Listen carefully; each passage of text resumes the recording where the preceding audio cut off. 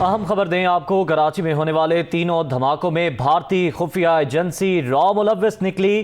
कानून नाफिज करने वाले इदारे की रिपोर्ट में अहम इंकशाफात सामने आए हैं। रिपोर्ट के मुताबिक सदर और बुल्टन मार्केट धमाकों में 3 दहशतगर्द ग्रुपों ने मुआवनत की, जबकि रिपोर्ट में यह भी बताया गया कि मुत्तहिदा लंदन के स्लीपर सेल से रैकी का काम लिया जा रहा है।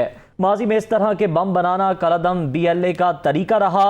बम नस्ब करने और धमाके में कलअदम SRA की मदद ली गई। धमाकों का मकसद कानून नाफिज करने वालों के साथ तिजारती इलाकों को निशाना बनाना है। मजीद जान लेंगे नवीद कमाल से। नवीद कमाल, कहिएगा रिपोर्ट में मजीद क्या इंकशाफात सामने आए?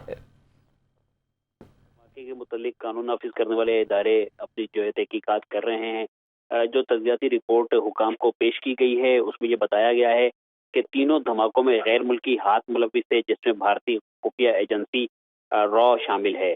सदर और बोल्टन मार्केट धमाकों में 3 ऐसे ग्रुप थे जो दहशत के ग्रुप हैं। उन्होंने एक दूसरे की मावनत की, एक दूसरे की सहूलतकारी की। मुत्तहिदा लंदन के स्लीपर सेल से रेकी का काम लिया गया।